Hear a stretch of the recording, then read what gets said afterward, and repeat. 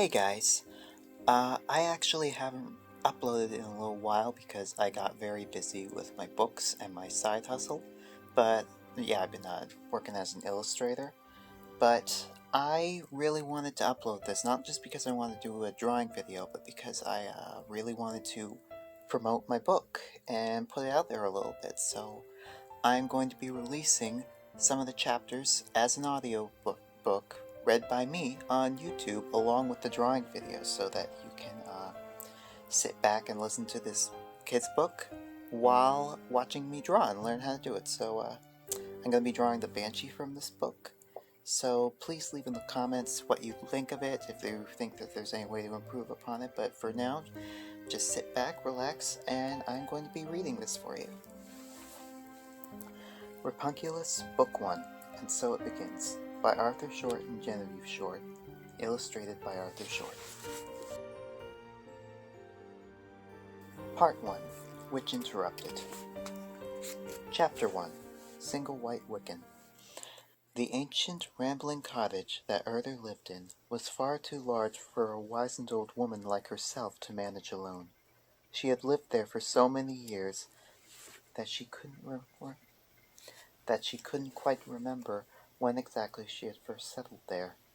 What she could remember was that life had been much easier then, back when she was young and beautiful and the timbers of the cottage were fresh and green.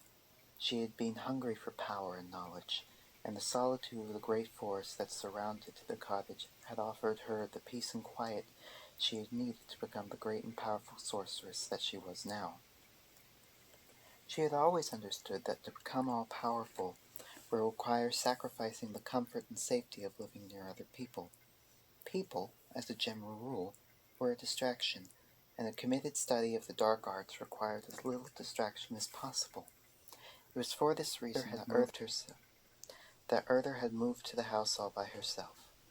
The loneliness had been crushing at first, but with each passing day her abilities grew, until her powers became so well renowned that even the most intrepid huntsman dared not enter the great forest, lest he incur her wrath. Even the most powerful enchantresses, however, are subject to the ravages of time, and Urdhr was no exception. As the cottage grew old around her, the passing years withered her beauty and whittled her once lithe frame into nothing more than a husk of her former self, until finally both were equally decrepit. As she stared through the warped glass window that overlooked her once lush garden, she wondered to herself exactly how many times she had watched the seasons roll one year into the next. Had it been 100 times? Was it more? She looked down at her bent arthritic fingers and wondered just how much longer she would be able to survive on her own. She already had trouble with simple tasks, like carrying water in from the well outside or navigating her way up and down the narrow staircase that led to her room upstairs. In short, her life was going to have to change. She had, of course, considered downsizing to a smaller, more manageable dwelling. The recent plague had decimated the local population and flooded the market with hovels and shacks ranging from modest to decadent, but this had also caused the average market value for cottages in her area to take a severe nosedive. There was also a rumor going around that the evil queen was planning on raising property taxes on all the peasants again, which was causing some serious uncertainty in the real estate market for buyers and sellers alike. Urdhr was uneasy about whether or not it was fiscally prudent to try to sell her cottage in such an unstable market. It was, after all, a very respectable cottage with its own privy, chicken coop, and plenty of room for a pigsty, and she had only just had it rethatched and sprayed for boggarts, which had cost her a rather large sum of money. The boggart exterminator she had hired was originally asking for him an arm and a leg, but she had finally been able to talk him down to a more reasonable form of currency. No, she decided, now was definitely not the time to sell. And if she couldn't sell the cottage, she certainly couldn't afford to buy a new hovel, or a used one for that matter. The only other viable option she could think of was to hire a companion. Sure, she would lose her privacy and some of her independence, but on the other hand, it would be nice to have someone else to cook and clean and generally keep the house together so that she could brood over all things mystical in the dark depths of her study. unencumbered by the trivialities of housework. Once decided, Urdhr wasted no time in setting out to find someone suitable to fill the position. It would have to be a girl, as girls were, on the whole, tidier and made far better cooks. It would also need to be someone of a somewhat timid disposition, who wouldn't meddle in her magical ingredients cabinet or try to have an opinion that Urdhr didn't approve of. In short, someone who Urdhr could have complete and absolute control over, and who also wouldn't mind being paid in magic beans. It took a great deal longer than Urdhr had hoped to find a girl who possessed such qualities, and after several long months of waiting and sifting through lackluster resumes, she began to lose hope. She had written several desperate letters to the employment agency she had contracted to fill the position for her, but every answer had ended with a somewhat tepid request for her continued patience, which only made her more desperate. Unfortunately for her, the replies had stated, it seemed that there were surprisingly few young ladies who would agree to live in complete solitude at the mercy of an all-powerful and somewhat curmudgeonly enchantress. But if she would just renew her monthly service subscription, she was guaranteed an eventual fulfillment of her employment request. Urdhr's patience was, however, finally rewarded after only 7 easy installments of $49.95, and she had accepted an application from a damsel who appeared to be everything she had hoped for. Brunhild, as the girl was called, was a slight wisp of a thing with a permanent case of the nerves. She explained to Urdhr that she was currently recovering from the latest of one of a long string of mental breakdowns, and was hoping for some honest work in a respectable and quiet little corner of the world would do her good. Urdhr heartily assured her that the position at the college would indeed be the ideal place for it to fit her needs, and immediately locked the poor unsuspecting girl in an ironclad contractual agreement before she had time to come to her senses. At first, the arrangement appeared to be everything that Urdhr had hoped for, and then some. Brunhild, she soon discovered, had a morbid terror of dirt, disease, and general untidiness of any kind, and spent every free waking moment scrubbing, mopping, dusting, sponging, soaking, and scouring everything incapable of moving out of her way quickly enough.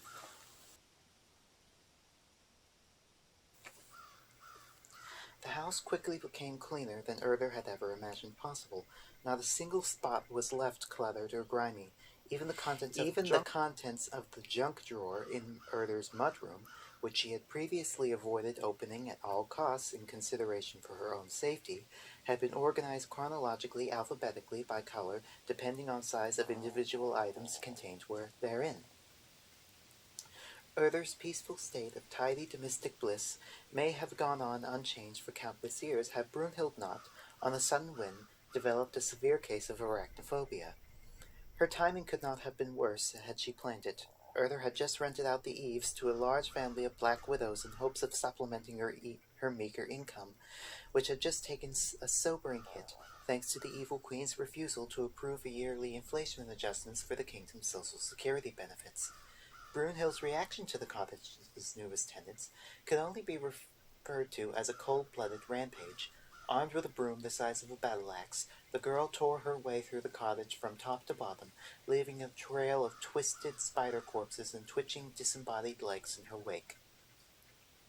Even after she had rid every dark corner of the merest hint of a cobweb, she still insisted on carrying Urdhr's favorite spell book around with her everywhere she went, including, to Urdhr's dismay, the privy, in case she should ever need to whack a real or imagined helpless arachnid into the next world.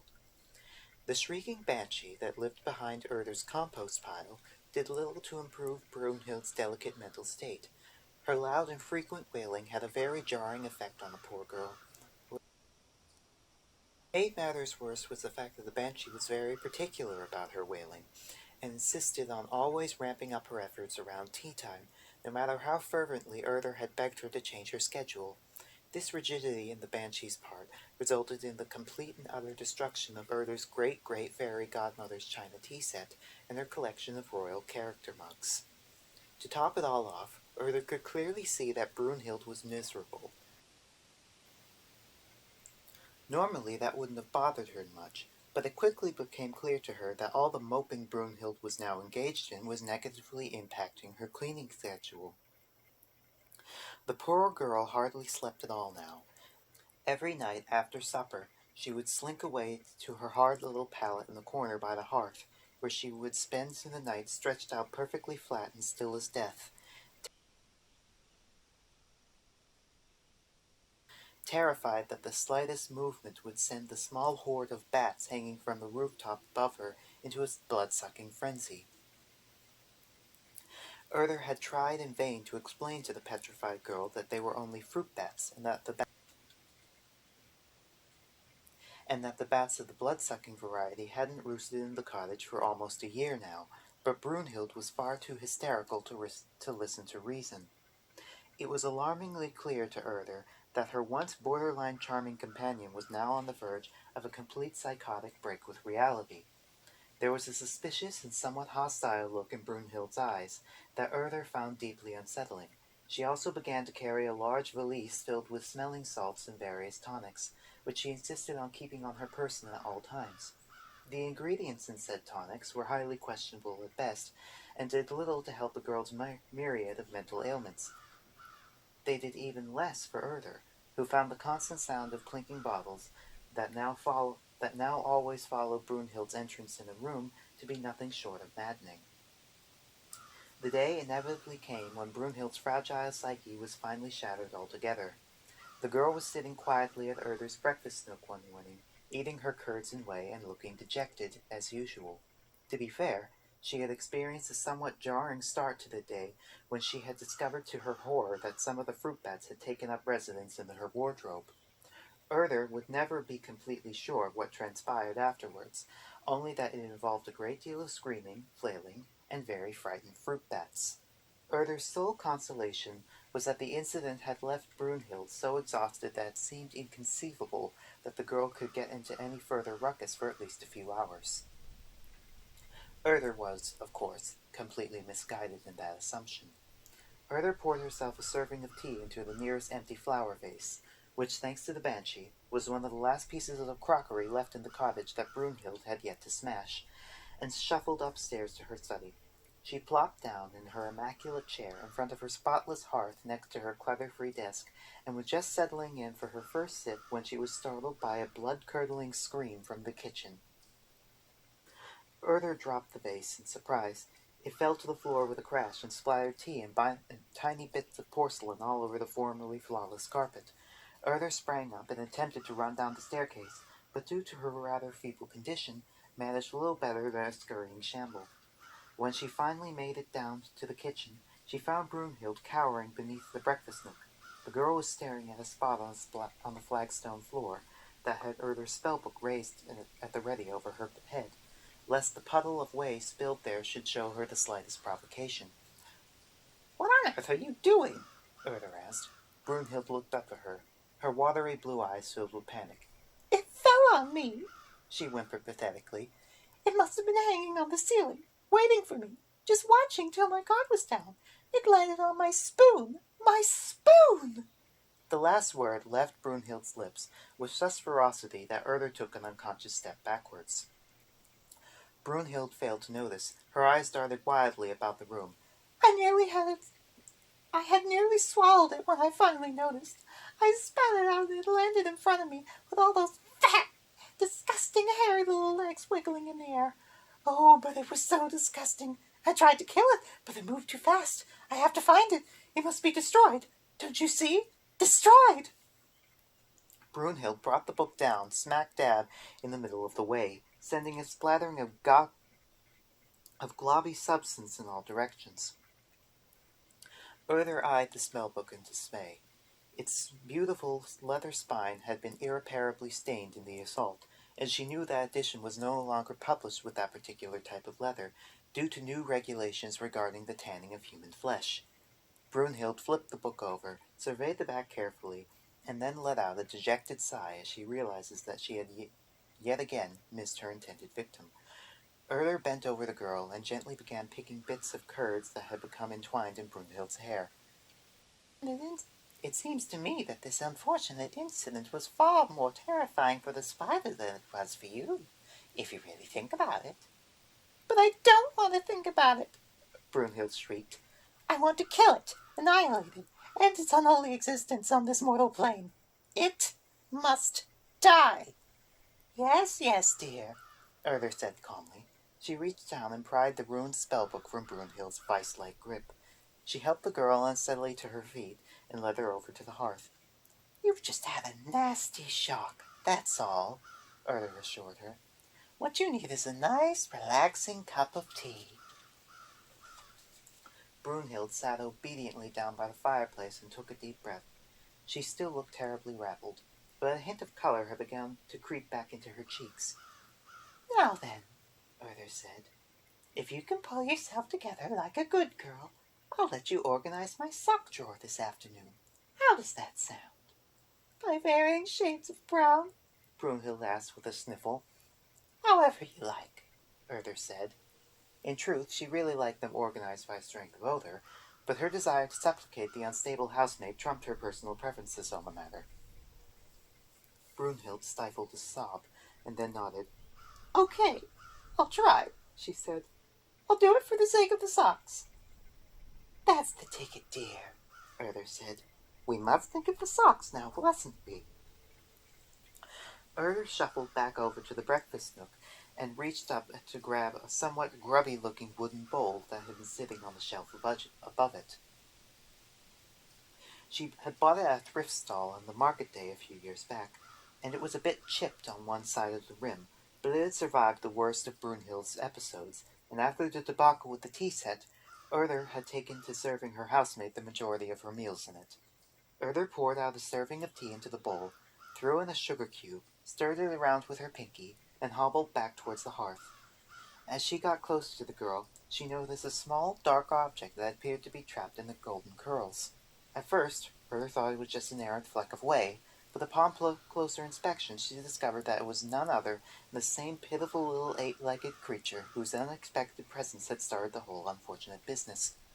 It was lying upside down amidst Brunhild's luscious locks, absolutely petrified as it contemplated the probable shortness of its future existence, all the while flailing its many feet around in an attempt to free itself, and only succeeded in tangling up even more hopelessly.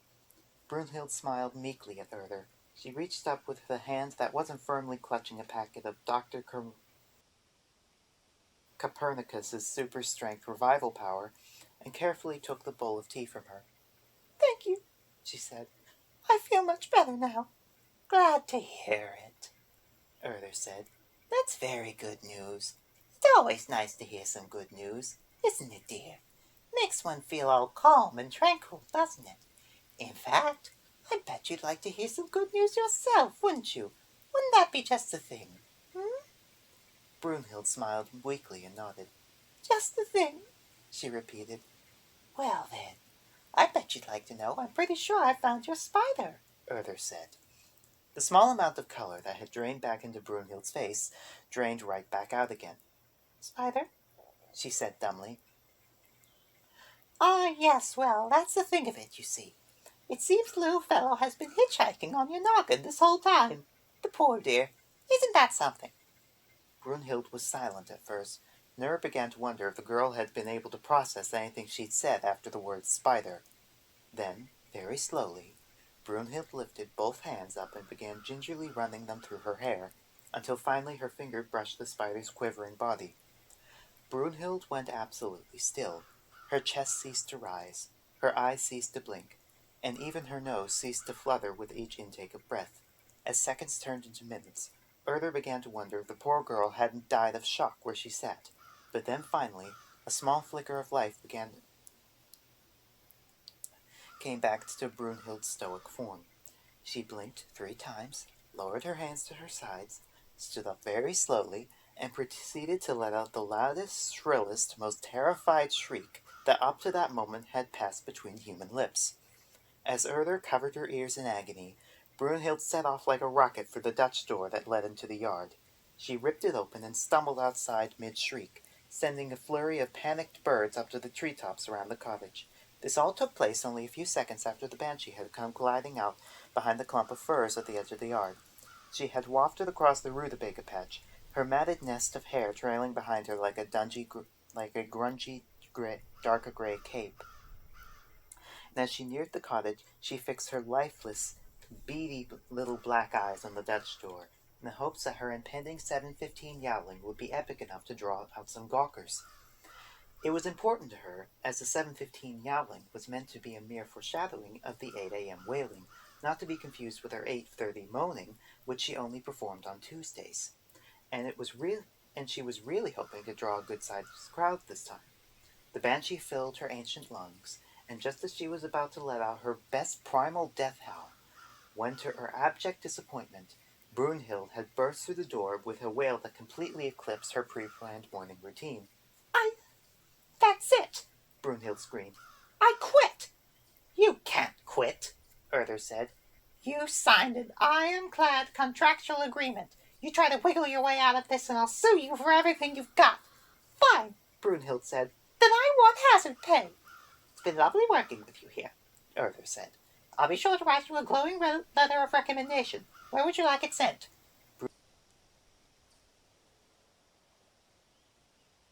Brunhild's answer was somewhat muffled by the dense undergrowth as she was plummeting her way through as she spoke, but Urdhr was fairly certain that it was not one that bore repeating among polite society. She watched dejectedly as the girl disappeared into the underbrush. Well, at least I won't have to pony up for a severance package, she said to no one in particular. Then she turned and headed back inside the cottage, pulling what was left of the door shut, sort of, behind her. The banshee was hovering awkwardly in the garden with her mouth hanging half open. There didn't seem to be any point in yowling now after such a display, and seemed that everyone had left anyway, possibly without even realizing that she had been there in the first place. The banshee wondered if she should bother to go on as scheduled. She began to ask herself that if she were to start yowling, and there was no one to hear her, would she even make a sound? Her self-esteem firmly in a nosedive, she glided sadly back into the forest without so much as a squeak. Chapter 2.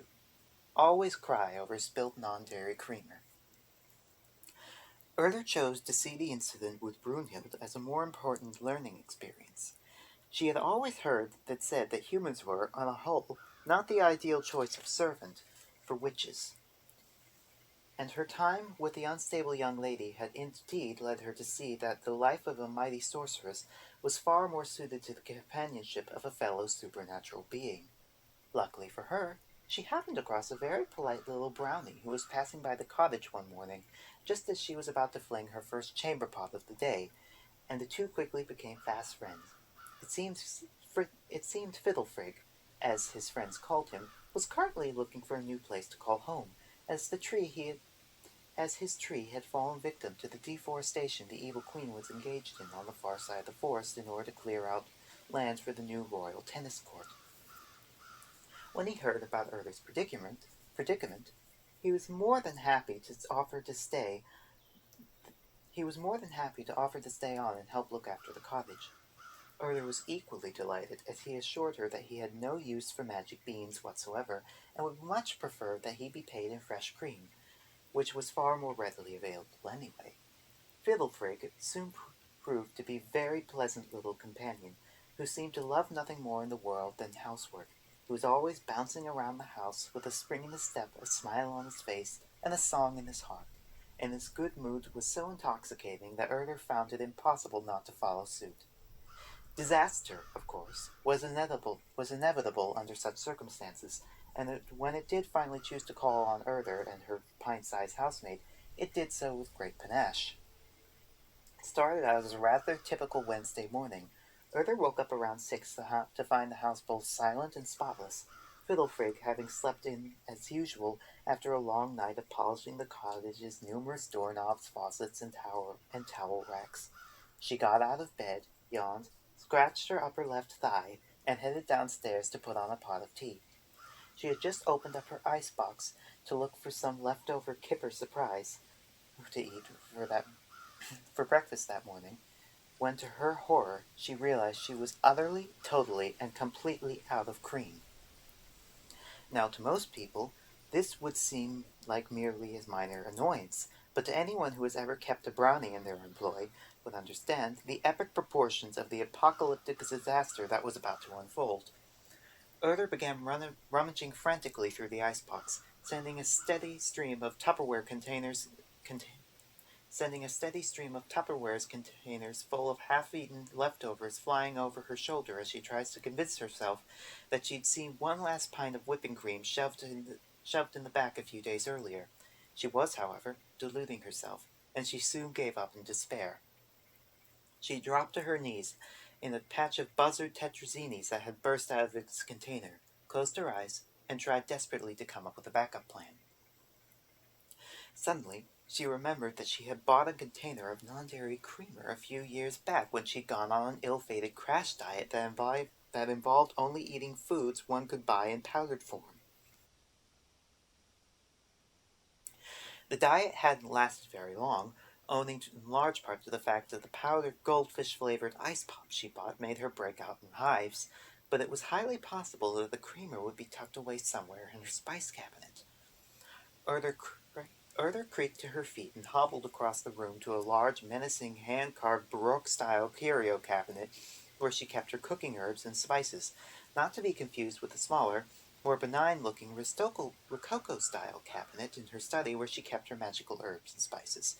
She had started out keeping them all in the same cabinet, but a few decades back when she'd been making a batch of Santa-shaped sugar cookies for her coven's annual Christmas party, she had accidentally substituted 2 heaping tablespoons of graveyard dirt for a ground ginger she had meant to add to the batter. While the subsequent mind-controlling effect did make the karaoke portion of the evening far more entertaining than she had expected, it eventually wore off with almost no apparent long-term effects, but nevertheless, Urdhr had thought it prudent to start separating cabinets, just to be on the safe side.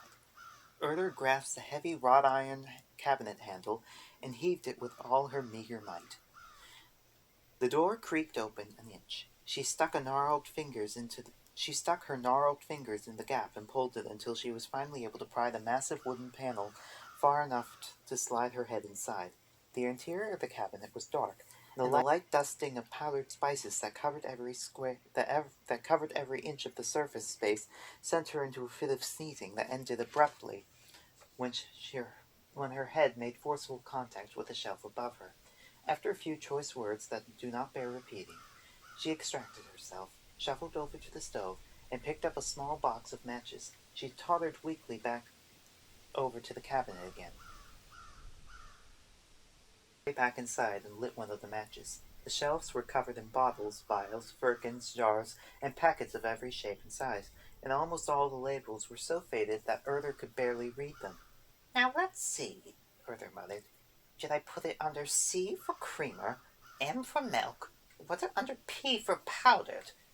This one-sided conversation could very possibly gone on infinitely if Urdhr had not just then, in a sudden stroke of genius, remembered that she had in fact put it under N for non-dairy. She slid over to the far side of the cabinet and began scanning the shelf marked N. After a few minutes of searching, she found what she was looking for in a small, plain-looking canister wedged between a tin of nutritional yeast flakes and a jar of non-flour, respectively, whereupon she made a mental note to speak to Fiddlefrig about his inability to properly alphabetize. Urdhr held the match up to the container and eyed it skeptically. It was a little rusty around the bottom, and it had expired last solstice. Still, she told herself, desperate times called for desperate measures, and beggars couldn't always be choosers after all. Necessity was the mother of invention, and she really needed to throw away the slogan of the day calendar that Brunhild had given her on her birthday. Urdhr hobbled over to the fireplace and picked up the little saucer she had left there for Fiddlefrig. She took it over to the dish trough, filled it halfway with some water from the side that looked less sudsy, poured a little heap of creamer into it, and gave it a quick stir with her pinky. She then made another mental note to remember to check out how much a set of gently used spoons would set her back next market day. It was at that precise moment that Fiddlefrig stepped out from his little nest behind the broom closet. He opened his mouth for a heart-stoppingly adorable little yawn, stretched his spindly little arms, blinked with a set of long, curly lashes that would have put most beauty queens to shame. He looked up at Urdhr and smiled, his tiny pointed ears sticking out from under his nightcap at impossible angles like 2 cute little carrots. "Top of the morning to you, Mom," he said cheerily. he said cheerfully. Hi, Urdhr said. Her eyes flitted nervously to the saucer full of somewhat soapy non-dairy creamer.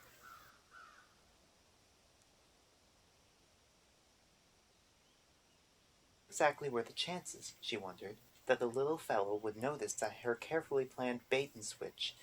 And if he did notice, would he care? After all, creamer had cream in it, right? And if it wasn't as if he was taking it as coffee, after all. In Urdhr's personal opinion, there were few things in the world that ruined a good cup of coffee like a well-placed dollop of non-dairy creamer. Urdhr made her best attempt at a disarming smile, and placed the saucer on the floor between them. "Here you go, little guy," she said. "Have at it."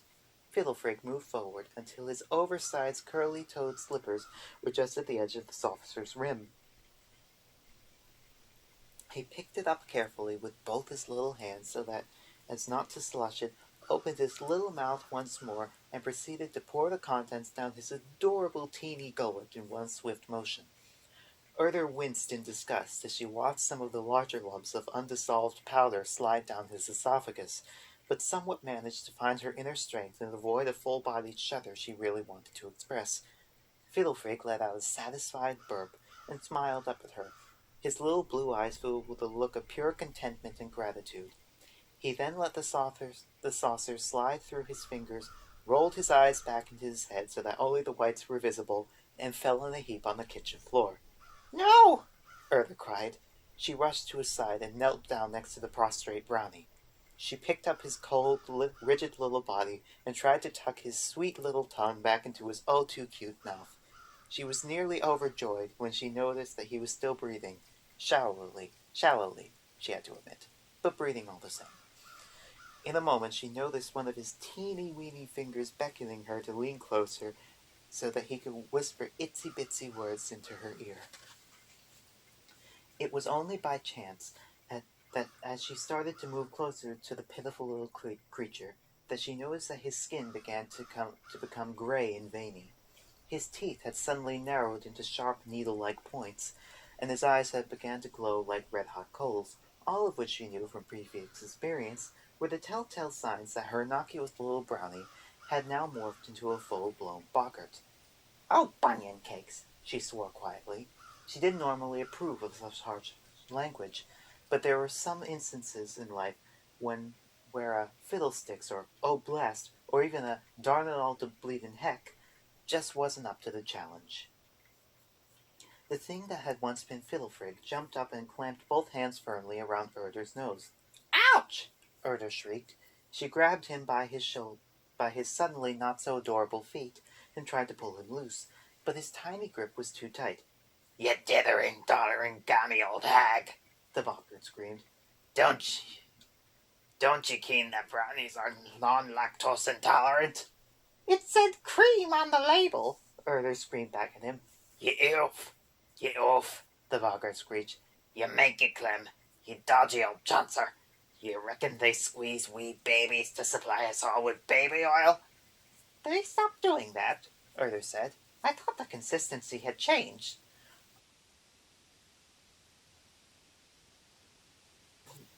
"Are you wide for the savage rank putrescence that's in non-dairy creamer?" "What?" Urdhr asked, somewhat puzzled. "Are you wide, woman? Do you ken? Are you aware? Have you any notion?" "Ah, I see. As a matter of fact, I don't." "Partially hydrogenated vegetable-based fats, that's what," the boggart wailed. "And don't you be forgetting the solidified corn syrup, or the modified soy proteins, or the sodium caseinate, for that matter. Or worst of all, the synthetic flavored sweeteners." "Worse than sodium caseinate?" Urdhr asked. "Aye, woman, 1,000 times worse." The boggart released one hand around her schnoz and pointed a bony and definitely not even mildly cute finger at her. "Ye must have been made to pay this evil transgression. Aye, and dearly at that, ye rank ancient goobin." "You know, Fiddlefrig," Urdhr said, if you truly want to be taken seriously in this world, you really ought to stop talking like an intoxicated leprechaun." The boggart refused to answer her. Instead, he let out a hideous little cackle, spun his head around an astonishing 360 degrees, and proceeded to vomit thick, chunky green substance all over Urdhr's freshly pressed and at least decrepit raggedy tunic. Urdhr looked down and sniffled. Is that Urdhr looked down and sniffed. Is that pea soup? She asked. The boggart let go of her nose and burst straight up through the floor above her and the roof over that, sending a pile of dust and rubble down on top of her. Urdhr looked up at the gathering thunderclouds now visible through the hole in her once pristine cottage, and sighed. Oh well, she thought. At least she finally had a skylight she'd always wanted. Despite her initial hopes, Urdhr quickly discovered that Fiddlefrig had not, in fact, left in a huff and never to return. He had only gone off to think nasty little brooding thoughts and come up with icky, evil little plans. Quite soon, Urdhr found her entire quiet existence had upended with a vengeance. His first acts of villainy were rather unimaginative. He started out by pulling the sheets off of Urdhr's bed once every half hour after 3 a.m. It was somewhat annoying, one had to admit, but it lacked the kind of grandeur and pizzazz that he was really striving for. Next, he tried putting laxative in Urdhr's sugar bowl, but there was no denying the cleverness in his plan. But it still wasn't quite as epic as he liked, and in hindsight he realized that it would have been far more ingenious if he thought to hide the key to the privy beforehand. Finally, he decided to tuck himself into a dark, musty corner in the attic, vomit himself a nice, comfortable mucus sac, and then lay a clutch of about 500 or 600 eggs. In this last scheme, Fiddlefrig had really hit pay dirt. Within days, Urdhr's once neat and orderly abode was completely infested with little boggart vermin, and whenever their tiny, monstrous feet carried them, they were sure to leave a trail of havoc in their wake. They ripped through her library, left her collection of antique grimoires in various states of confetti. They ate their way through all the sweets in her pantry larder, the root cellar, smashed all of the remaining food into thick, murky paste, and then repainted her guest's bathroom with it. They even took to waiting for the banshee to appear for her scheduled mid-morning howl, so that they could start in with a chorus of armpit harps, thus completely shattering her reserve and forcing her to waft away in a huff. Urdhr finally had no choice but to send out a carrier pigeon to her local boggart exterminator. This was not something that Urdhr was particularly excited about doing. She had experienced some dealings with this man a few months back when another boggart, with no discernible relationship whatsoever to Fiddlefrig, other than the fact that they had both once been brownies that had suffered the unfortunate effects of non-lactose poisoning from non-dairy creamer, had taken up residence in her favorite wheelbarrow. Barozzi, as he insisted of being called upon, was not exactly the type of fellow that readily instilled one with a sense of security and confidence in his ability to rid one's dwelling of evil. He was 6'2", had platinum blonde dreadlocks that reached his ankles, and the complexion of an anemic albino. He rarely wore a shirt or shoes, never wore the waist of his pants anywhere near his usual waistline, and spoke in a highly corrupted version of King's English that sounded vaguely, but definitely was not Jamaican patois. Urdhr found all of this rather puzzling, as she had it on good authority that his real name was Wilbur. He had been born in Chipping Campden, where his family owned a chain of small, highly successful kosher delicatessens, and he had never actually been anywhere near the Caribbean. He had only taken on the moniker Barozzi in college in an attempt to find himself, as the suggestion of two mischievous upperclassmen who, unlike him, could actually speak patois, and neglected to inform him the true meaning of the word. In truth, Urdhr probably never would have hired Barozzi in the first place if he hadn't come highly recommended by her dentist's second cousin's college roommate's boyfriend's stepsister's podiatrist, and really, what kind of idiot would question such credentials? Shortly after contracting his services, Urdhr began to wonder if perhaps said podiatrist had not in fact been comatose during the extermination process, or else how was it that they had failed to mention his blatant tardiness, subpar spellcasting abilities, and a complete disregard for scheduled end date and estimated expenses. Of course, when her boggart problem had remanifested itself, it occurred to her to hire somebody else, but she really didn't want all the bother of finding another boggart exterminator on such short notice, and besides, she had a coupon from Baroti for a free termite inspection on his next visit. Baroti finally arrived early one Tuesday morning, around 11:30, which was early for him. True to form, it was also a full 10 days later than originally promised. Urdhr watched as he steered his flea-bitten old nag down the driveway, the sun glinting majestically off the brilliant silver-finished 20-inch custom spinning wagon wheels installed on his dilapidated old work cart. She shook her head disapprovingly. Why on earth anyone would spend the equivalent of a brand new work cart on the set of rims destined to be installed on something that was on the verge of falling to pieces was completely beyond her. She supposed she would just have to chalk it up to one of those generational things she would never really grasp, like slang and ale pong and the urge to pierce various body parts that never saw the light of day. The nag came to a sudden jarring halt in front of Urdhr's door, and she did her best to stifle a cackle as Barozzi was assaulted by a large number of yellow, red, and green pony beads woven into his hair. "Hey, hey, that ain't my big woman there," Barozzi cried. He jumped down from the cart, grabbed Urdhr with both arms, and proceeded to bear hug her in a way that managed to misalign every single one of her vertebrae. "Nice to see you, too," Urdhr gasped. Barozzi finally let go of her and slapped her on the back with enough force to send her wooden teeth flying had she bothered to put them in that morning. "So what be happening down here, then, sweet thing?" "Well," Urdhr said, "unfortunately what be happening is that I seem to have another boggart problem." Barozzi shook his head, sending out a shock wave of clinking noises, courtesy of the pony beads. "No way, no way. I used the big magic woman. Both the light and the dark. There be no way a coming back from that." "I'm sure you did, Barozzi. Now I assure you I am no way questioning your ability or your professionalism. This current infestation is entirely unrelated to the one you helped me with last time." "Then I'm sure that you dig that this here new job is not covered by your previous warranty," Barozzi said. "Of course not. It was entirely my own doing." "You then fed a brownie some non-dairy creamer, didn't you?" Barozzi asked. Urdhr began in a very in-depth study of her boots. "Perhaps," she muttered sheepishly. Barozzi smiled. Don't worry about a thing. Me fine, don't worry about a thing, me fine, Bonanunus. Why don't you get to stepping and show me where the problem be at?"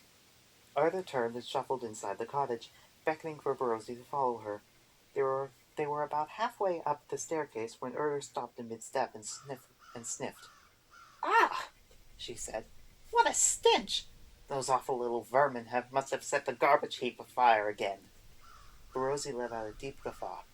"Don't be troubling yourself now, Mon," he said. It is not but me lighting up a smoke." Urdhr turned to face him. "How many times have I told you not to puff on those things in here?" she demanded.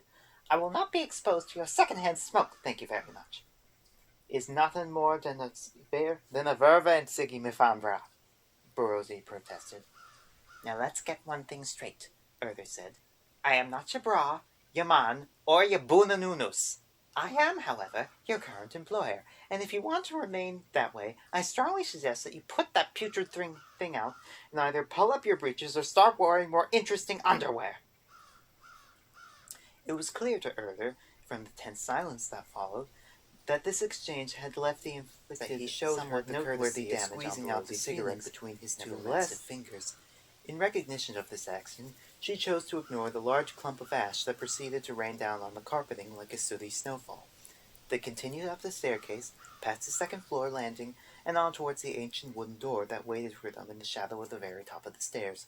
Urdhr reached down to a cluster of old keys that were tied to her waist by varying lengths of string.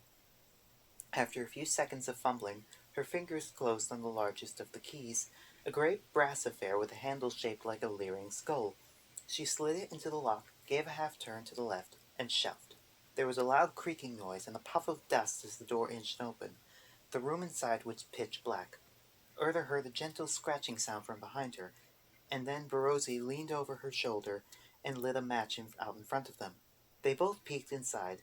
Everywhere they looked was filled with ominous shapes of heavily carved wooden furniture hidden under dusty white linens. "Oh, there be some nasty bad juju in here, big woman," Barosi whispered. "I be half expecting a skeleton to jump out of the corner at me." "Don't be daft," Urdhr said. "All my skeletons are in the closet where they belong." They edged deeper into the bowels of the attic, moving in unison in order to stay within the dim little circle of light provided by Barosi's match. They got about 10 feet before Barosi let out a little hiss, and then the light suddenly went out. They were both immediately plunged back into complete darkness. Urdhr gulped and moved backwards a few steps. She never would have admitted as much to Barosi, but all-powerful enchantress that she was, the attic still gave her a serious case of the heebie-jeebies. "What happened?" she whispered. "Did you sense something?" "No, woman," Barosi whispered back. "I just burnt the dickens out of me fingers." This admission was quickly followed by a loud thump and a cry of pain from Barosi. When he finally managed to scratch another match to life, the dim light revealed a large red welt on his calf that had just happened to be exactly the same size as Urdhr's boot. Whether or not Barosi would have sought some form of revenge for this action on Urdhr's part must be left to conjecture, for at that moment his pallor took on the hue of a snowdrop. His face contorted to a look of undiluted terror, and he let out a scream that sounded like a chorus of frightened schoolgirls. Still screaming, he stumbled backwards and dropped his lit match into the very dry stack of Sorcerer's Illustrated magazines. It took several minutes for Urdhr to successfully smother the fire with some old quilts. When she did, however,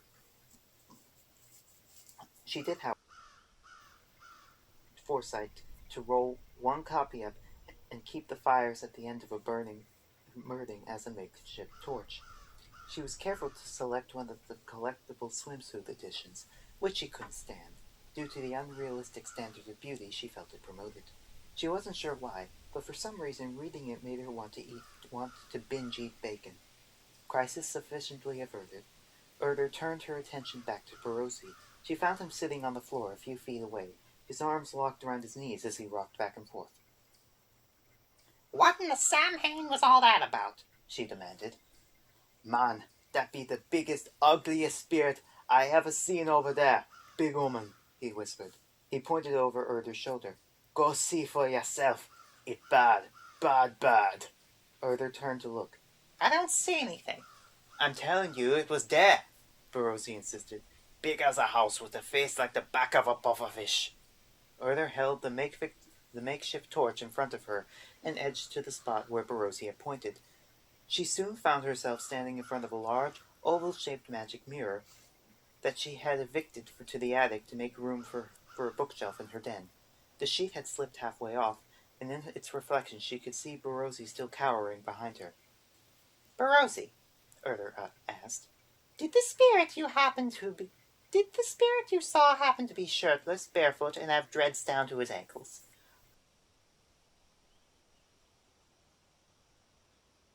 "That must be his big ugly mug you're staring at right now," Barosi said.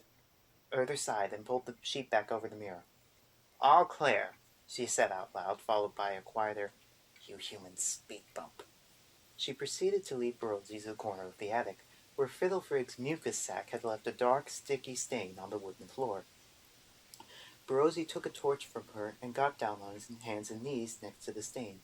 He scratched it experimentally with one finger, lifted the scummy residue to his nostrils, and inhaled deeply. He looked up at Urdhr, and to her surprise she saw that a huge smile stretched across his face. You know what this be right here?" he asked. "Disgusting?" Urdhr ventured. "Well, there is that," Barosi agreed. "But this mucus patch proves that this here is not just your average boggart infestation. This here signifies the honest-to-goodness breeding ground right here in your attic, big woman. You got any idea how rare that is?" "None whatsoever," Urdhr said. Barosi stood up and shook the mucus off of his hands. "You see, woman, them little brownies, they need a mama brownie and a papa brownie to make a load of new baby brownies. Well, I did pass high school biology, so yes, I dig," Urdhr said. "What exactly is your point?" Well then, every once in a while, When a brownie is deprived of a lactose-rich diet, he go under a hormone-induced transformation that completely changes his physiological makeup and becomes a boggart, you see. And when that happens, if that little creature gets mad enough, only then he start producing little baby boggarts on its own. It's all the miracle of life, big woman.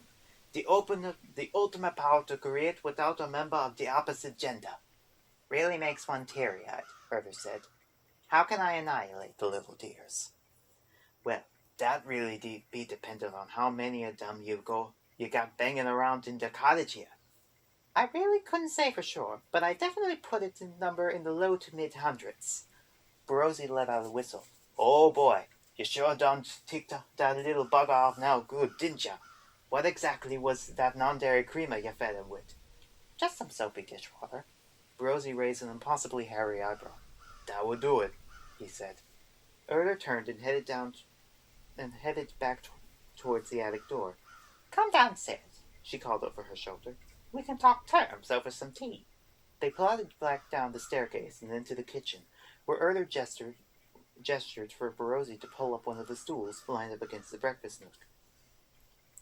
He had to scrunch up his legs and sit down, which made him look like a gigantic fly trying to balance on the head of a pin.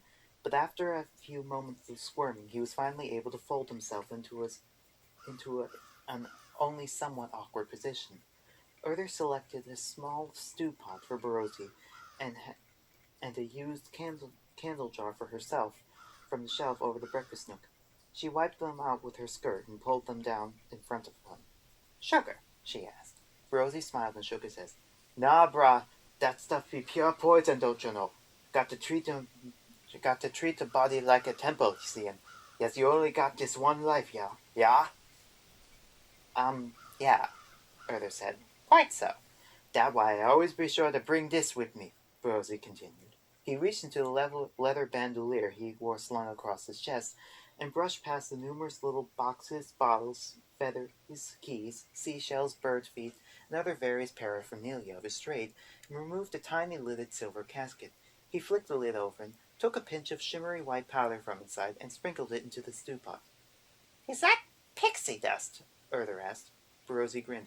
Great Amon, the finest money can buy, 10 times sweeter than any sugar without the empty calories. Do you have any idea how they harvest that? Urdhr asked. They keep all those little pixies caged up in crates the size of a matchbox, and they shake them up and down all day and night until they don't even have enough dust left to make you sneeze with. It's downright inhumane. Hey, no worries, big woman, Borozzi said. This he is humanely harvested from fully consented free-range pixies. Urdhr eyed him skeptically, decided to drop the subject. She scooped some loose dandelion tea leaves into her stew pot in the candle jar and topped them off with a ladle's worth of steaming hot water from the cauldron of laundry boiling over the fire. Borozzi eyed the muddy-looking concoction with some trepidation. Thanks, he said hesitantly. Don't mention it, Urdhr replied. She hoisted herself up onto the stool opposite him and took a long sip. So how long do you think it will take to clean the cottage out? She asked. Probably only 2 or 3 days, at the most, Borozzi said. They got this wonderful new spray made from trolley oil. Very effective. Stink like death, though. Terrific. You'll start this afternoon, I suppose. Borozzi shook his head. No can do, woman. Can't be getting anything started before tomorrow morning at the earliest. Don't you know that no self-respecting boggart exterminators ever work on Saturdays? It's against time-honored religious convictions. It's Tuesday, Borozzi, Urdhr said impatiently. It'd never be Tuesday, Borozzi insisted. Urdhr pointed silently to the slogan of the day calendar she had yet to take down from over her mantle. She did not fail to notice that day's slogan was "Hang in there," printed on large letters above a caricature of a kitten suspended from a tree branch by one paw. It took a great deal of willpower on her part not to test out her new laser vision spell she'd learned the week before on the kitten's cartoony little head. Well, dip me in jerk seasoning and fry me like a tuna steak, Borozzi said. I guess you're right about that one. So will you start this afternoon, then? Urdhr asked. Sure. This afternoon, no problem. Any idea how much this is going to cost? Well, as you know, Brosy said, I normally charge a flat fee of an arm and a leg for the boggart removal, but seeing that you'll be a repeat customer, I'd be willing to settle for just an arm and a big toe. How'd that strike you? No can do, Urdhr. No can do, I'm afraid, Urdhr said. I'm training for a hag triathlon this year, and I'll be needing all my digits. I was wondering if perhaps we could come to some other arrangement. What ye be having in mind exactly? Brosy asked. Well, I was thinking somewhere along the lines of my firstborn child. Brosy looked at her somewhat skeptically. Forgive me for being impertinent, big woman, but don't you think I might be waiting a long time for that bill to come due? I'm not sure I understand. Brosy shifted uncomfortably. Well, you see, the thing of it is that I'm not feeling very confident in your ability to come through with that type of payment, you dig? Urdhr felt herself beginning to blush. Are you calling me old? She asked. Oh, no, big woman, Brosy said a little too quickly. I wouldn't say old exactly. It's more like very, very ripe. Like a pineapple that needs to go into a blender while it still tastes sweet, you see? Urdhr straightened up to her full, though admittedly not considerable, height and glared at Brosy. Now look here, she said. Putting one's career ahead of starting a family is certainly not something to be ashamed of. Now, I'll admit that perhaps my many years of devotion to necromancy, black magic, and supernatural villainy may have forced my interest in the domestic arts to take a back seat, but I am hardly a piece of overripe pineapple. Brosy gulped. That is...